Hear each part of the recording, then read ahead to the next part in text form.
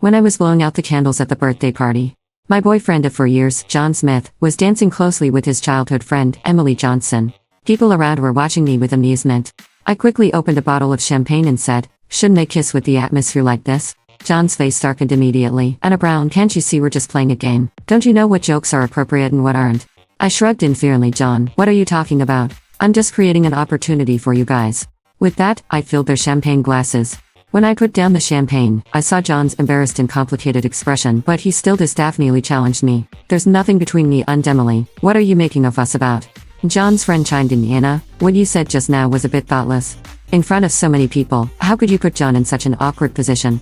At this point, Emily walked over and said, "John and I are just friends. We've danced like this before, everyone here knows it. Besides, if I wanted to be with John, it would have happened long ago. There's no place for Anna." "Exactly, you're just causing unnecessary trouble," John added. They righteously criticized me as if I had done something unforgivable. Strangely, my heart only hurt for a moment and then it didn't hurt that much. I looked at their disdainful faces and calmly said, "You all have fun, I won't be an eyesore anymore. I have work tomorrow, enjoy." With that, I picked up my bag and left. As I closed the door, I heard John's angry voice, "Don't worry about her, she's just being dramatic." The party inside continued lively, but I had no interest in listening. Everyone knew I was upset. But it didn't matter because John didn't care. When I got home by taxi, John was already there, looking very displeased. "Anna, did you have to embarrass me?" "Was it me who embarrassed you?" I asked back, not interested in arguing with him. Just as he was about to lose his temper with me, I took my clothes and went to take a shower. The celebration party was far away from home, and though John had a car, he never thought to bring me home. While in the taxi, I saw Emily's Instagram. "I know, with you there, I can get home safely even if I'm drunk." I was too familiar with that car, it was John's. Not long after he got together with me, he told me that he wanted a car. Other colleagues had one, but he didn't. It was shameful. We saved every penny for half a year to make the down payment.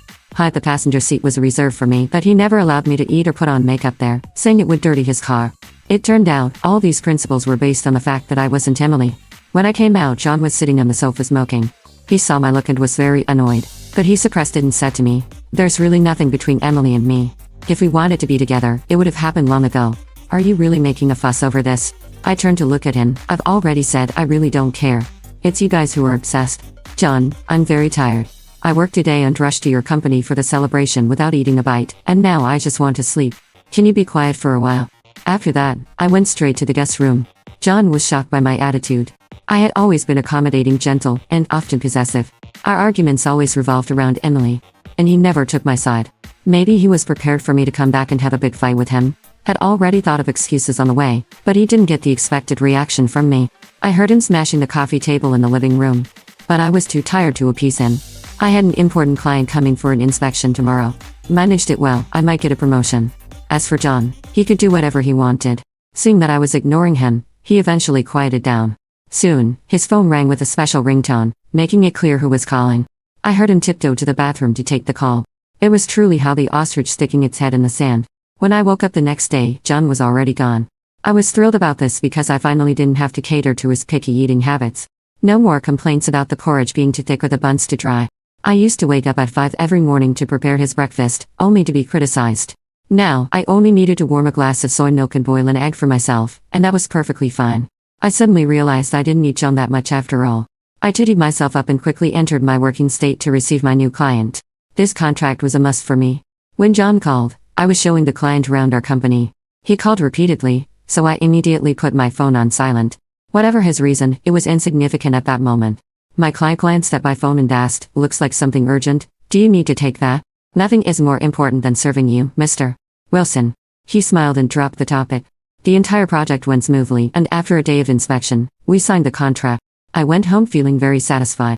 When I got home, John was sitting on the sofa smoking another cigarette. I found it annoying.